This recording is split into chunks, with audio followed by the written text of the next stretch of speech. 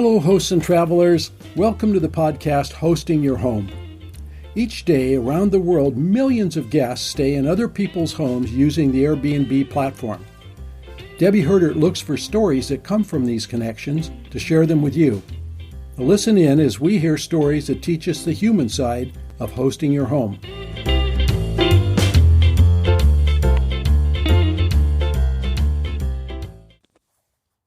Hi everybody, welcome back to Hosting Your Home. Before we start our episode today, I wanted to just take a few minutes to have a little chat with you and tell you about where we are with our Hosting Your Home adventure. When Rob and I started this in late April, we weren't really sure that we were going to be any good at it or that we would like it. And now 3.5 months later, we're discovering that, we really do like this. This is fun. I didn't know if I would be a good podcaster. I'm not saying that I'm really great because there's a big learning curve here, but I'm really enjoying what I'm doing. And Rob, in his role as the, air quote, all-powerful editor, is actually doing very well with his time commitment and his editing process. He still labors over it quite a bit. It takes a long time, and he's a perfectionist. So I'm hoping that as we continue on, maybe he will become less of a perfectionist and allow more of my ums and ers and banging out there. But for now, I'm just really, really tickled that he is interested in continuing this with me because this is really fun. The other thing is that we didn't know was whether our topics and our people would dry up, our source of information. And what we have discovered is that not only is there a wealth of topics and people and resources out there, but the podcasts themselves are sort of organically organizing themselves into groups. So we have our Nuts and Bolts series, and we have new host consulting episodes.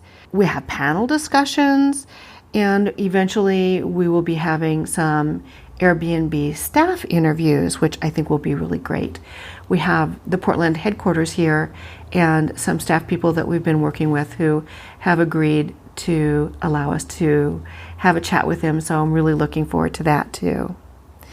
And the biggest thing, of course, is we didn't know if we would have listeners. We didn't know if there would be anybody really interested in hearing what we have to say. And now, 3.5 months later, we've just passed 2,000 downloads. So, I had no expectations, but this is just so cool. Really, really glad to know that you're downloading the episodes. We don't really know that you're listening to them because we don't have any way of gauging that unless you tell us. And so we are really enjoying the comments too. That means a lot to us. And as we move on, if you have topics or points of interest that you would like to hear about, we'd like to hear from you. And if you want to tell your story, or if you know of an amazing host whose story needs to be told, please let us know. At the end of this podcast, at the bottom of the show will be contact information, and we would really love to hear from you. So if there's anything that you want from us, please let us know. In today's episode, our guest is Kim Cumbo, who is a superhost in the Lads Edition area of Portland. Kim brings many experiences to the Airbnb table. She has been a birthing coach, she's taught parenting classes, she's a Reiki practitioner, she teaches laughter yoga, and she offers herself as a coach for divorce resiliency. Fred, her husband, is a jazz musician, and he plays saxophone. Kim and I had this great conversation about how she runs her business and the importance of her personal profile. We talked about her website and what that does for her, and how her history draws certain guests to her home. And then we also discussed a very interesting discussion about cultural differences and some of the issues that she's confronted. If you hang out until the end of the podcast, until after the closing remarks, you will also hear us walking through her property. We didn't put it actually within the program because it's kind of noisy. You know, we're clomping up steps and opening doors and various things like that. But if you want to hear us as we go through and view her home, hang out till the end of that. I hope you enjoy this episode. It was a lot of fun to do. Okay, tell me how you started. I would love to hear your story. I went to a Soul Collage Facilitators Conference in Boston, Massachusetts in the fall of 2011, and I was talking with a mentor about how I wanted to leave Oregon Health Sciences University. And she said, "You guys have a great house, host on Airbnb." Well, my stepson was in the midst of graduating high school. Mm-hmm. And so Fred and I talked about it, and we had planned that after he had gone to Eugene for the summer, where he was going to go to school in the fall, that we would turn the one room into an Airbnb. So we just opened the second room last summer. Okay. Around this time. Okay. So we had the green room, and we had to do a lot of work on that room. My son and daughter-in-law took off the wallpaper and found mold. Ooh. And then cracks in the wall, and they tried to patch it, and it was not pretty. So we had it professionally redone and painted. And it was just kind of a natural progression. Airbnb does a great job with communication, and with Fred doing his job, communication is a high value. With my job, working for OHSU, and then as a life coach, communication is also a huge value. So when I found how easy the website was and how communicative and supportive they were, it was like, okay, we're going to do this, and this is going to be good. We started October 18th, 2012. And we had a lovely little family with a little 2-month-old baby for our first weekend. Mm-hmm. And they were all concerned about the baby crying. And I said, well, I've got this little nook office, so if she starts crying in the night, you can just take her down there and we won't hear a thing. But the baby slept all night. I brought up the cradle that my son had used when he was born. Oh. And they had never put their baby in a cradle. The baby had been in their own bed? No. The baby had been sleeping in a car seat since it was born. Oh, for heaven's sake. Because they were afraid to lay the baby down on its back. Oh. And they're like, she slept all night. I'm like, well, you might want to consider giving this a try. So that was really, really sweet. And then our next guest showed up. We were getting ready for a Halloween party. It was a week later. And I was dressed as a lion. I mean, we were literally, guests were coming to the door, and I get this little knock on the door, and these two little women, one older and one younger, I open the door, and they both step back from the door. I'm like, what is this? And they're like, we saw your house on Airbnb, and we've been driving around the neighborhood until we saw the Easter Island man. So we figured it's the same house. Right? You have an Airbnb? And I'm like, yeah. And they're like, well, my mom would like to come for a month, but she'd like to see it before she commits. And they just knocked on your door? Yeah. Oh, for heaven's sake. And they don't have addresses on Airbnb. No, but they had to do it from the picture. Yeah, they knew we were in Ladd's Addition, so they've just been driving around Ladd's Addition looking for the house. Oh, gosh. Yeah, so that was pretty funny. And so they said, can we have a tour? I'm like, okay, sure. The lion was as a lion, right. And, people dressed similarly are showing up. I'm like waving. And so I show them the room, and she's like, oh, I'd love to stay here. So I said, okay, this is what you have to do. I had to walk her through the process. And it was a process to get, because they're like retired from Salem lawyers. She's about 70. But a young 70. Mm-hmm. And sure enough, they stayed for a month, or she stayed for a month. Her husband and she were having a month separation to see what they wanted to do next with their life. So he would come. At 70. At 70. Isn't that something? And so he would come and pick her up for a date. He'd bring flowers. Oh. And she brought her goldfish with her Oh my goodness. in the room. And then I came home one day after work and she said, I've done something. I'm like, oh? And she's like, yeah, it's a good thing. I think you'll like it. I'm like, oh, okay. So we go upstairs and she'd bought me a new shower curtain and a new bath mat. Oh my And she'd gosh. rearranged Miles' old room. I'm like, wow, that's really nice. She's like, you guys are so great. I just wanted to do something for you and for the house. So she was lovely. We saw them a few more times socially. Mm-hmm. What a great intro. Yeah, so that was, and we're like, whoa, this is pretty cool. Uh-huh. And then December and January were really dead. So we're like, well, maybe this won't work as quite as well as we thought. But it picked up in mid-February.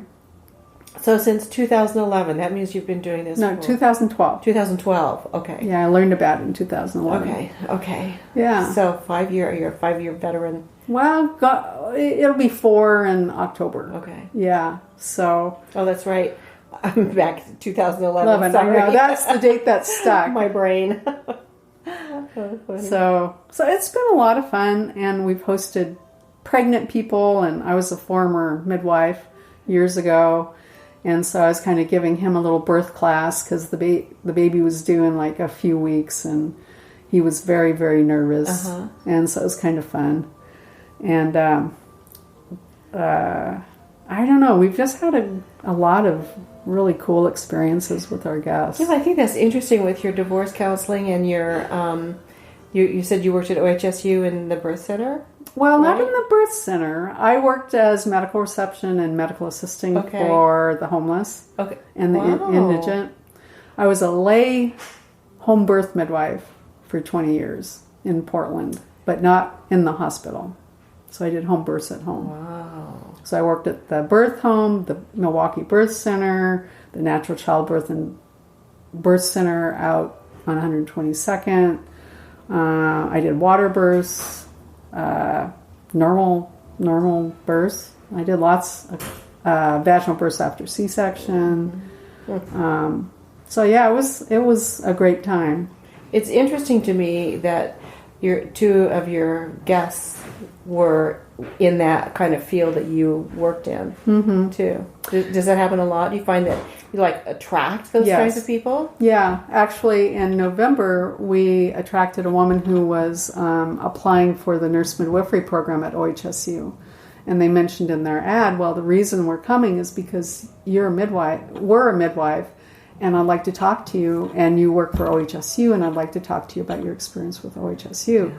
We get a lot of jazz music, well, a lot. We've gotten 3 professional jazz musicians. Because your husband plays saxophone. So that's why we have a very long listing. We have a very long, detailed description of us and who we are. And I've had people come because of my Reiki. We've had people come because of Fred's dietary issues, so that they can, because you're gluten-free and dairy-free, right? And also we get a lot of people because we have not a single pet. Tons of people because we have no pets. Oh, interesting. We had goldfish after Lane left. I got Fred goldfish, but then we each took turns killing them by forgetting to dechlorinate the water, and we were like, even goldfish dying, that's traumatic. So we said, okay, I think we're done with pets. And Fred actually, last weekend, I said, bring me something back from Saturday Market, because he was buying a wedding gift. And he bought me this little ceramic cat. He's like, here's your token cat. Oh, furless. Yeah. Oh, that's great. So so far, what do you think has been your best experience with hosting? My best experience? You mean an actual couple or the overall reason why we do it? Well, I'd like to hear both, actually. Okay. Oh, geez, there's so many stories. Yeah, I can tell there's a bunch of them there under the surface. It's like... Well, okay, it's one to pull so out. I've made friends. You know, I think that the overall thing is we attract amazing people. Amazing people. And I've made 3 or 4 friends. Good friends. And so I think that's been the funnest part. My first friend, Susan, she and her husband had come from Spain because he teaches in the university in Spain. And he's he was very interesting, but he was very professor-like. And she was so down to earth. And I'm like, well, this is kind of a contraindication here. But we had a great time with them and shared wine on the porch and all this stuff. And she has twin daughters who live in Portland. And so they were visiting. And so they are in a band called the Double Clicks. Ooh. And so we've been out to the band a few times, and we've been out to some bars, and Susan and I talk on Facebook, and she's been back a couple times and stayed with us a couple more times. That's what I was thinking. People who have family in the area will return. Right. Yeah. Oh, and what was really fun was when we had to do the permitting process where you go around and tell everybody you're doing Airbnb. Everybody was so supportive. Oh, good. And we have hosted families from every house around us. That's and awesome. People across the street. We had a teacher friend. Her 89-year-old father came and stayed with us. And we were never so glad that we just installed that banister on the landing. Yeah. So, well, it was my first thought. Were the steps for someone almost 90. I know. Ooh. Yeah. So making friends, having fun, and we really Fred and I have been in Portland. He's been here 37 years. I've been 34. So we can really share a lot of the changes. We can share a lot of the politics, the history, what we like. So it's like being ambassadors. It is, yeah. Plus the area is so pretty. I mean, we live in a really amazing neighborhood, and the people are really nice, and we have alleys. But let's see. So Susan and Stephen were definitely a standout experience, and we get a fair amount of mom and daughters who come, and so that's been very interesting. And we had an artist from New York who was sponsored by Reed College. So we had to learn how to do payment through Reed with Airbnb. So that was a real learning process. Now Airbnb has like a different code and stuff for businesses to pay for. But that he was like our 4th or 5th guest. But he was really interesting. He was writing his doctoral paper, plus he was lecturing all over Portland. And he was the sweetest little guy, and he's like, I have 5 minutes to talk to you, and I really like you, and this is what I'm doing, but now I have to go write my paper before I get up and speak 4 times tomorrow. He was just so sweet. Oh, and Fred was gifted tickets to Dennis Ham's jazz concert at Revolution Hall a couple months ago. It's just people are so sweet. That's great. Sweet people. I agree. You know, we've only had a couple what I would consider bad guests, but now I know what they look like. And tell me, is there something that you watch for? Oh, yes. Okay. Anybody who complains about the process of booking an appointment or booking a reservation, or who hates the process, who doesn't want to have to use Airbnb, I decline them. You don't take reservations outside of Airbnb? You take all your reservations through the platform? Yes. Okay. Simply because Fred and I live a very complicated life, and this is the one area we want simple. So we only host on Airbnb. So even if someone finds you through your website, you will send them to your Airbnb listing? Mm-hmm. I tell them that they have to make a listing. Okay. Yeah. Yeah. It simplifies my life. Yeah. And our CPA said that, the more platforms we are on, the more 1099s we have to fill out and quarterly reports. And Fred and I were like, no, we get enough business from Airbnb. I'm blocking days just to have a break. Mm-hmm. So do you have a minimum? 2 nights. Okay. During the winter last year, we did 1 nights because we got nervous. Mm-hmm. And we also have an air mattress, so we opened up the big room to 3 people. Never do that again. We got partiers. It's always interesting to me that partiers will come into someone's home. So what was that like? They'd arrive home drunk at 2:30 in the morning, and then they'd giggle and laugh, and I'd be texting them saying, we're right next door and we're up at 6:30 tomorrow morning. That's different. I was thinking that you were referring to people actually trying to have a party in your home. No. And we've had a few. We had one guest a couple of months ago who showed up extremely drunk, and then every night he came home drunk. Oh dear. Yeah, he was a very interesting writer, but he definitely had a problem. But for the most part, we haven't had any real trouble. Mm-hmm. Someone has broken 1 vase. So we're extremely fortunate. I think it helps that we're so communicative and tell people our expectations that this is a quiet household between 10:30 and 6:30. Mm-hmm. And we have a policy. I wrote this one fellow this morning. He said, well, we're coming in at 11:30 on a Friday night, but we don't anticipate being there till 1. Is that a problem? And I said, well, here are the 4 things you'll have to do. Take your shoes off, leave big bulky luggage downstairs, don't shower after your flight, and turn your lights off as soon as you can. Because all the bedrooms are on the same floor, and the other room is booked, and we need to have consideration for not only us, but for the other guests and for yourself. Mm-hmm. And so I sent that before I accepted his reservation request. And he wrote back, yeah, that's fine. Do you obviously don't have Instant Book. You don't use Instant Book. Yeah. You do use Instant Book? We do. And you can interact with the guests like that before you accept reservations?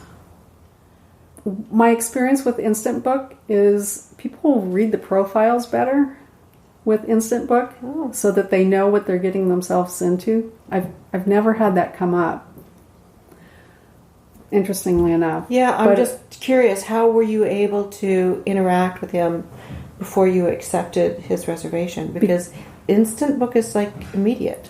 This one wasn't Instant Book. This was an inquiry. Okay. Yeah, he was concerned. He had sent a reservation request, and then he sent me another message saying, hey, I can book an Econoline motel for 1 night. Mm-hmm. And I said, well, that's fine, but, if you want to come, here are the 4 things you have to do. Mm-hmm. And people are very, very respectful, except for the partiers. Good. And so we learned our lesson that we'd prefer to be empty and dead than awakened in the middle of the night and angry. Mm-hmm. Yeah, good. So there is a learning curve with this. But I love Airbnb. I tell everybody to travel with Airbnb. And when you travel with Airbnb? We travel with Airbnb. Okay. Fred has a band, God's Condition. Oh. And he plays jazz music. He's a saxophonist. Oh, wonderful. And so he has a gig Thursday night. So our guests from Austin were like, can we come? So we try to include people in everything that we do. Oh, that's nice. Sometimes I have laughter yoga here. Sometimes I have clients. I have privacy screens that I can put up for my clients. It hasn't been a problem so far. I've got guests coming in September who want Reiki and coaching sessions. So kind of my other businesses are starting to fill out because of this. And I've done a couple classes for new hosts, the top 10 tips for successful Airbnb hosting. Okay, all right. And I've done some consultations at people's homes about their Airbnb and what to do and what to expect, and phone consults, answering questions for prospective new hosts. 15 minutes for free. There's so many people who want to host, but I found that I was just spending too much time on the phone. So I'm like, I can give you 15 minutes of my time. But so that's kind of exciting. Yeah. So is it okay to talk about some of your other work? Because I find that fascinating. And what is a divorce resilience coach. Divorce resilience coaching. Yes. What is that? What do you do? So what I do is I help women bounce back into a better than ever life after divorce. And so I do that with coaching, which involves a lot of communication skills, self-discovery, self-confidence building, self-esteem building, visioning what they want for their new life. It can be a short thing, like a couple hours, or it can be a day-long thing, or it can be weekly phone calls with action steps. So one-on-one, then? For now. You anticipate doing some group too? I've been a teacher. Okay. My whole life. I taught childbirth classes, parenting classes. I teach Reiki. I teach soul collage, laughter yoga. So I love to teach. I have a workshop called Bring Joy Out to Play. Oh, I like that. And so that involves laughter yoga, some coaching, and some soul collage. And soul collage is an art process for self-discovery. It's based on a Jungian concept of the many selves that we have within ourselves and how they are both positive, they're both for us, and then they can also be kind of against us or shadow-like. And then we just learn to utilize that shadow. Cool. And do you ever have guests who want to participate in something like this? Really? And how do you do that? How do you incorporate that with them? Well, a couple guests, I already had a workshop planned, and they were local guests. They had just moved to the area. They had stayed with us to find an apartment or waiting for their apartment to be finished so that they could move in. So after the fact, they had enrolled and they came to the class that way. Yeah. Oh, interesting. So then to go back to the Airbnb thing, you have the 2 bedrooms, both with queen beds? Yes. Do you normally take a family that has more than 2 people to fill both of the rooms, or do you rent them separately? How does that work for you? We rent them separately for now. So then right now you do them separately? Yes. Yeah, okay. And do you have any idea what your percentage is as far as your booking on an annual basis or a monthly basis, or as much as we want? Yeah. Yeah, you can either be 100% full or 50% full or whatever we want. Yeah. And do you monitor that pretty carefully? I mean, do you look at your schedule to see what your plans are and then book accordingly? So you have to know pretty far in advance what you're going to do. Yes and no. I have a younger son, and so we had to reschedule our vacation. So he's going to reschedule his work so that he can stay here to host. Because what I learned from last summer was it does not work to be really full and not have someone here. Guests really don't like that very well, and our reviews changed dramatically when we weren't here. So you went on vacation, you continued to rent the rooms while you were gone. And that was not a problem for you emotionally to have your stuff without you? No, Fred and I are very loose and free about our stuff. We don't have a whole lot of attachment, nor do we have a whole lot of stuff that's worth a ton of money. So we're not necessarily worried about that. We're more worried about the house and people having the experience they want. We were having a lot of people from Japan last summer. Really? And they had a very difficult time understanding the language to get the door unlocked. And they did not realize they had to use the doorknob after using the code. Right. And so we got several I wouldn't say poor reviews, but less than what we wanted because of that. And after that, I just made sure that my son was here to greet them, show them the house if he was unable to stay here. Did you do anything special to get people from Japan, non-English speaking people, to stay at your home? No. I would have always wondered about that because I know we have a large influx of Japanese speaking people, and the Chinese now are doing more and more traveling, and I understand we've got huge cultural differences. But so I've been thinking, well, maybe we should have some kind of a class or workshop on bridging some of those cultural gaps. How do you speak to them? How do you communicate? I haven't had any Japanese guests. So how do you do that? Charades. Really? Sign language. Yeah, that works really well for just about everybody. And then on the Airbnb Messenger, there's Google Translator. So if we are having real problems, then we just type out the message and send it to them, and then Google will translate it.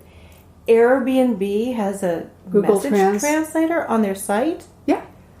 I had no idea. Oh, really? Okay. No, I haven't had to use anything like that, so I haven't noticed it. Yeah. No. Oh, interesting. Yeah, I can show it to you. Yeah, I'd like to see it. Yeah. So we use that a fair amount.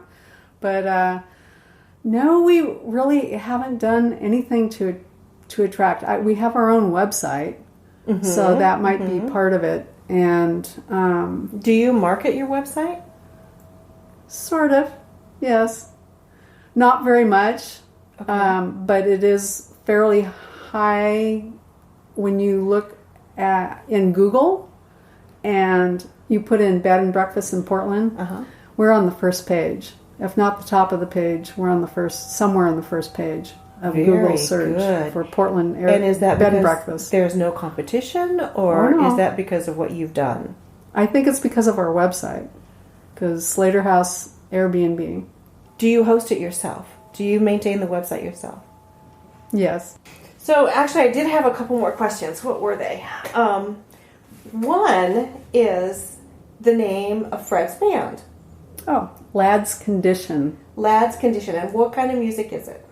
It is jazz from the 30s, 40s, 50s, 60s. And is there a specific place that they play that we can tell our guests about? Well, this week they're playing at Vide Boheme, which is a wine bar on 7th and Southeast Clay at 7. They're playing at 7 p.m., but there's 6 other bands. Ma Fondue is an amazing band, and they do Cuban blues. Oh my goodness! Yeah, just talking about Ma Fondue gives me chills. Really? Oh, I'll have to check that out. And Vide Boheme has salsa lessons on Tuesdays and Wednesday nights. It's one of our favorite places to hear music. So Vide Boheme, and then about 3 times a year we have a house party. The other thing I wanted to ask you about is your Airbnb classes. How do you do those? How did you get started doing them, and what is your interest focus there? Let's see. How I got started doing them was because so many people were wanting information, and I do a lot of networking for my business, and so there's a lot of people. So they see you being successful and they want to know how you're doing it. Right. And then I was with my business coach one session. She's like, why don't you start monetizing the other aspects of Airbnb? And so that's why I developed the class. I have handouts. I'm in the process of creating actually a different website for the classes, or a landing page at least for the classes and the consultations. And I enjoy being with people. I enjoy helping people. I enjoy helping people create something fun and unique. And I did not grow up with a lot of furniture in my house, nor did my parents care about decorating. So now I kind of get to play with that a little bit. And I can also, not that I have any formal training or anything, But I can kind of help people play with that and let them see that their space is fine the way it is. Or if you tweak this, then it might look a little nicer like that. And then thinking about, well, what type of clients are going to want to come all the way out to Tualatin to a little retreat area on the back side of a park, forest, brainstorming with people. I love to help people brainstorm. So that's kind of how I got started and what I really like about it. How it works is I have people come here. So it is in person. I limit it to 6 people because I like to do a house tour. And so as part of the deal, we do a house tour. I greet them just like I greet the guests so that they can see and hear what it is I do. And then we sit down and we have, we find out who's at the table, literally. We do it in here. And whether the prospective hosts, whether they're new to hosting, or they're just gathering information. And then I kind of base a lot of the information on that, what comes out of that. And I have about 3 reprints that we go over. But, the top 10 things, I won't remember all of them off the top of my head, but communication is of utmost value. Knowing who you want in your house, building a profile of your ideal guest is crucial. And I think that's part of the reason we're so successful is because we want conscious, aware, intelligent, healthy people coming into our Airbnb. So I help people, they do a little exercise. So they write out the type of people that they would like to have. Some people don't want any international guests. Some people only want local guests. Some people only want younger guests. Some people only want older guests. Some people don't care. We don't care. It's fun having young people in the house. Their energy is so great.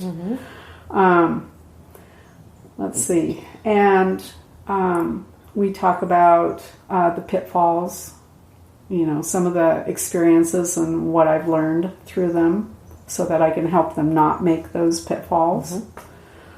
And how to deal with the money. Deciding how much you want to rent out your house. Are you an introvert? Do you need to block time? A lot of people are just worried about how much money they can make. And I said, it's really, the money's nice, but there's a lot more to it than that. So if you're just looking at the money, you're only looking at half the picture here. So I try to instill that pretty heavily because people get so excited about the money. But it is work. And I did not realize how adding a second room would add to my workload. Keeping track of the different reservations. I have the online reservation calendars, and then I have a hard copy so I can look at a glance. Who's here? When are they leaving? So that I know whether we can go out of town or whether we have to clean a room before we go out of town, or whether I'm going to call my son to come and clean the room so we can go out of town, or whether we're not going out of town.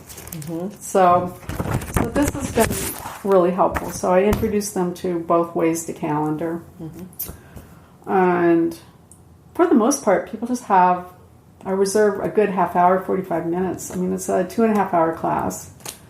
And I reserve about 45 minutes for questions because a lot of times people are just popping up with questions, and the teacher and me kind of had to say, we have to put that in the parking lot for now. And some people don't prefer that style, but otherwise we don't get through the material. Right. Yeah. Do you do site inspections too?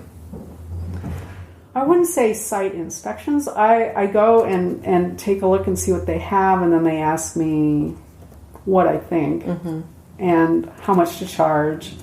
And I always say, well, start low but not too low. And so this one gal that I did out in Tualatin, I said, you might want to start around 65. And because she's like, what? I was thinking 100. And I said, you want positive reviews. You want reviews. And if you put your property too high to start with, people aren't going to give you positive reviews because the value may not be what they think it is. Not only that, but if you build the reviews, then the value builds and you get more business. The more reviews you have. And I think that's part of the reason we're booked as much as we want, because our reviews are generally so good. I mean, we have the occasional OCD person who did not like the fact that there was some stuff left in the kitchen sink, or the person who did not tell me that she was not sleeping with the male guest that she brought, so he slept on the floor. So, I mean, there are a few things that I have learned, like notes everywhere. You know, if you need something, ask. And I emphasize that in the training, too, is people really want a concierge. Most people don't want to be left by themselves.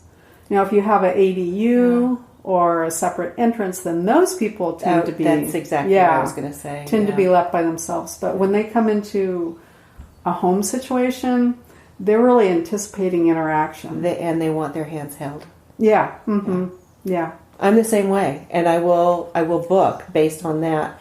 If I'm going to a place that I feel intimidated in, like we went to Paris last year, I thought, I don't speak the language. I've never been to Europe. I need to stay with someone that will hold my hand and make sure that I don't get lost, you know? Right.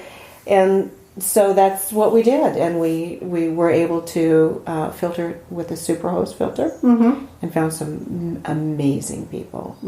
So I really get that part of that, but if I'm in the States and comfortable, I'll be separate. Yeah. So yeah, it all depends on what you're looking for, and the savvy Airbnb host knows how to do that. Excuse me, the guest knows what they want. Yeah, we get more and more people who are not newbies. So it's kind of rare to be getting inquiries right now because most people just instant book. Oh, isn't that interesting? So what I figure is they're coming from the website because I have the Airbnb badges on my website, and so then they know that they have to fill out a profile. I see. Yeah. So that's kind of, I go into Google and I keep a rough tracking of my analytics on the website. So we're still getting a lot of brand new people to Airbnb. I think it's growing just amazingly. And I know that there are more and more hosts coming on board too. How do you get your hosts? How do you get your business? Sorry? The people that you have the class, that you teach the class for, how do you get your students? I made an event page on Facebook, and most of it's personal referral. Everybody I had come the first time was all personal referral. And the second time, it was people who had heard from somebody. I didn't know their referral personally, but they had heard. They'd seen the ad, and then they'd call me. Wonderful. That's very cool. Is that still active, your event page? No, I don't have a class scheduled. I'm going to wait till you do it every time that you schedule a class? Yeah, is that what you do? You have to make a new event page on Facebook. Okay, I haven't done that. So. Yeah, and let me know when you do that. I will. Yeah, I'll post it on our Facebook page. Good. Slightly intimidated to do so, but simply because I know people like Kathy Peterman, and I know I probably should up my game a little bit, but we're doing really good. So other people might have other ideas. Oh my goodness! Of what and mine. There is so much business out there, Kim. There's enough for everybody. I mean, do it because your style is going to be different than Kathy's, different than mine, different than anybody else's, and your networking capabilities are huge, obviously. So definitely do it. Thanks. Yeah. We had guests from Amsterdam last week, and they came back. They're flying home tonight, and so they had asked me to find them an Airbnb. And so I posted it on the... I loved that you posted it on the Facebook group. Yeah. That was great. I think the other two people were a little annoyed with me, but Jill responded first, so... I don't think anybody was annoyed. The fact that it worked is awesome. I mean, that's why I wanted to have that Facebook page, because not only because our communication is so great, but sharing guests is really wonderful. It's great for the platform. It's great for us. It's great for our guests. So if there's a little competition in between us for certain people, oh wow, it's all right. So Okay. That's neat that they got a room. Oh, yeah. They got a place Yeah, to they stay. were very, very happy. Is there anything else that you want people to know? Other than the fact that we love doing it, we love sharing our home, we love meeting people. I'm actually promoting the guests' tea website on my Facebook page. So I'm not familiar with that.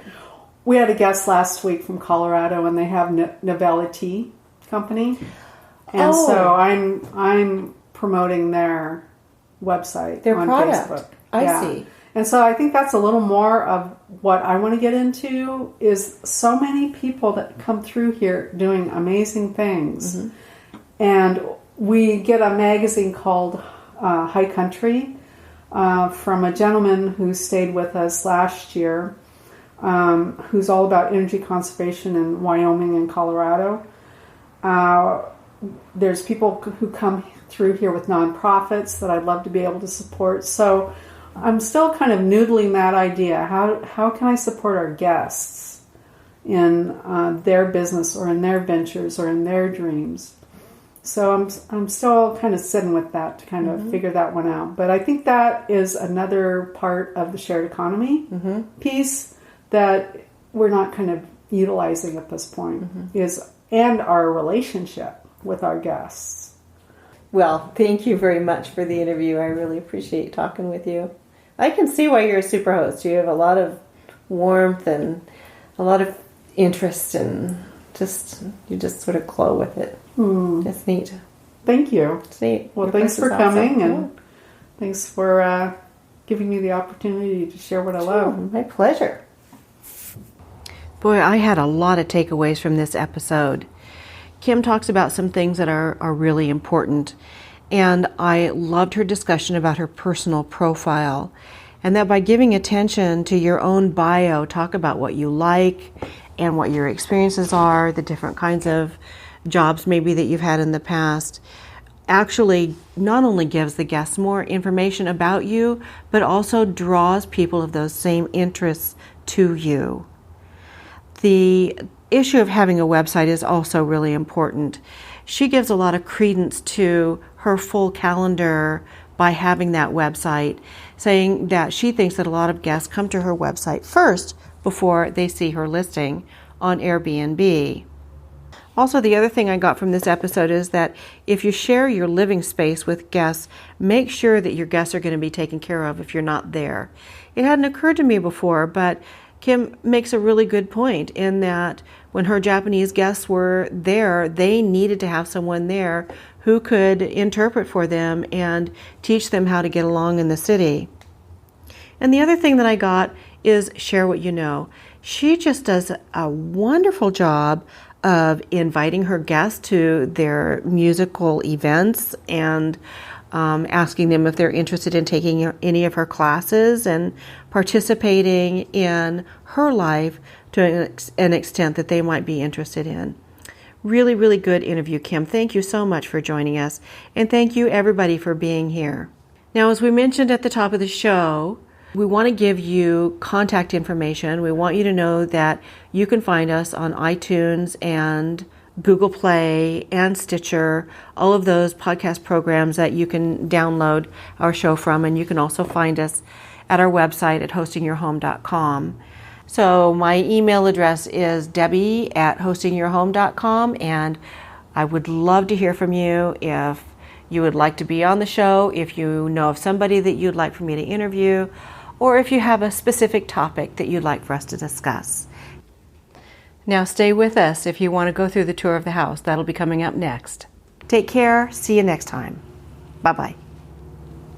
If we just do a little kind of, informal walkabout, whatever you can show me is great. And if there are some places you can't show me, I totally understand that too. Yeah, I got permission from the guests in the main room to. Oh, great! They said they'd tidy, so we'll see if that happened. We're not taking pictures, so that's okay. Okay, all right. So you want to start at the front door? So first of all, the house itself is old, right? Yeah. How old is it? Let's see, 1910. And it's the Slater house because George Slater lived here. George Slater And is. we get two different stories. One says he was a logger, and another person or another account says he was quite infamous. Oh. So we're not exactly sure. But Fred's been here for 26 years. Oh, really? Okay. Mm-hmm. And is this Craftsman style? Is that what it is? It's a Foursquare. Okay. Yeah, we were actually featured. This old house. Yes, the magazine. The magazine. We didn't know it. They did a thing on Ladd's Edition and bungalows, craftsman's, and Foursquares. And so we learned that it was a Foursquare, not a craftsman. So that was kind of interesting. So talk to me about Ladd's Edition. I've heard of it. This is the first time I've actually been here, and I don't have much of a concept for what I just went through. So maybe you can help me understand that. And so Ladd's Edition was bought by this fellow Ladd after he had gone to Washington, D.C., and he'd seen this pattern.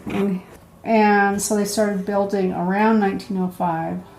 And so there's 4 Cardinal rose gardens. So we have the West Garden right here, which is a half a block away. Okay. So you've got basically an X there of houses, and then in between each X is a rose garden. Mm-hmm. And so each cardinal direction, so west, east, south, and north. And then in the middle here is Ladd's Circle. So if we go down Mulberry, we'll run into Ladd's Circle. And it literally is a circle. It's a one-way circle. And Paleo's Coffee House is on the other side. Monday and Wednesday nights, they have, during the summer and fall, they have banjo. Oh.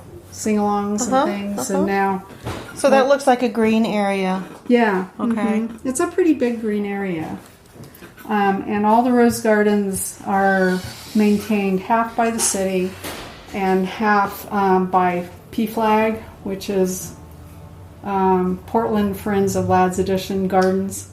Okay. And so we donate money. Some people work. Some people actually buy a rose plot and then they take care of it themselves. Oh. So you have how many bedrooms and bathrooms? What is your setup for your Airbnb and your living space here? So the bedrooms, we have 4 bedrooms, 2.5 baths. So our bedroom is the master bedroom, and we have our own bath in there. Mm-hmm. And then we have 3 other rooms, 2 of which are Airbnb rooms. Mm-hmm. We're in the process of moving Fred downstairs so that we can turn a 3rd room and potentially go the bed and breakfast route. Oh. So that's kind of the goal, so that I can make a reservation calendar for 2 rooms because we're getting requests for families and friends. Yes. So that's kind of the overall plan. And then we have a half bathroom down here. And then we are plumbed for another bathroom in the basement, but we haven't developed the basement at all. So 3 stories? 4. 4 stories. Okay. Basement, main, second, and attic. Okay. And the attic and the basement are not really developed at this point. Okay. We're trying to decide how much longer we want to stay in the house and whether we want to put the money into it. Right, I can understand that. And so the guests have access to this area. I put in the listing that this is kind of my work, my office area. It's not 100% tidy, but they don't seem to have... No, people don't care. You share the entrance, and there's a lovely porch, too. Oh, yeah, and they can be on the back porch. Oh, so they can just go through the kitchen and not even bother you in the other room when you're working, right? Oh, very nice. Yes. Pretty. So Fred's my gardener. Oh, is he? We can go Look at those sunflowers! Wow, a little vegetable plot. Yep. I came onto the scene 8 years ago, newlyweds, sort of. And you are the Airbnb queen? I am. Yes. Yeah, this is my job. So he gardens to kind of as stress relief. Mm-hmm. And yeah, plus we get lots of good food. Yeah, that's great. Do you cook for your guests? Sometimes I bake. In the beginning, I baked a lot and would ask people what they wanted to have here. But then they'd go out to breakfast all the time. They'd say, "Oh, I'm so sorry," or they'd say, "Oh, we want to cook gourmet meals." I'm like, "Okay, well, bring your own cooler because we don't have a big enough fridge." And then they wouldn't end up either A, cooking or B, eating. So but what we do provide is, we call it a self-serve breakfast. Because that was one of the things that when I've traveled in Europe and all over the United States, and the one thing that bugged me the most about staying in a B&B was the time of breakfast. 9 o'clock is just far too late for me. So we provide, some, pretty much everything's gluten-free. We're a gluten-free household, people know that. And they can use the toaster oven. This is just a sample of some of the fruit we have, and then we have little signs everywhere so people know where things are. And then people are most excited about the tea collection. Oh, yeah, look at all those teas. And we had guests last week who have their own tea company, so we've been getting so many gifts lately. It's incredible. And some people, French people from Normandy gave us French caramels. We got a bottle of wine from our new guests who are from Austin. And you just had people leave from Holland. Exactly. Yeah. Fred's dairy-free, so we always have oat milk. I have skim milk, and then people have access to the fruit. They can put their leftovers in here. And sometimes we offer beer, but after one of our Airbnb meetings, I decided to stop doing that. I didn't really think about the whole sobriety thing. Well, people... If it's in your refrigerator, I think that's a lot different than leaving it for people in their own personal refrigerator. So this is one thing that when we failed our inspection, was because we did not have this. Oh, really? So we had to build this. Okay. And this was $1,400. And another $800. It's a nice looking banister. Well, it's historic. Really? There's half of one up here, so we made it match this one. I'm pretty sure everybody's gone. Yep. So this is the organ room we're looking at now? This is the forest room. Forest room. Oh, okay. Yeah. Right, great. It's also like a queen bed, right? Yeah. We got a brand new queen bed. Last year, because of all that heat in June, we got air conditioners for all the bedrooms. Wonderful. We didn't have them before. But have you noticed that your bookings have gone up since you've done that? No. Okay. No, a lot of times people don't even care. Yeah. Well, people who know the area wouldn't care, Right. So this is the attic. This is our room, which I won't show you. Okay. We allow one area of the house to even see. And then this is the shared bath for the guests. Okay. And the second room is the Zen room. And it's probably a real mess because my stepson. But okay. So I won't show you that. But I call it the Zen room. It's all in blue. And it's got Asian. So these are your two guest rooms right here. These two. Oh, the Zen room and the forest room. Okay. All right, great. And then that one's going to be one. But Fred's got the history of energy conservation in here. So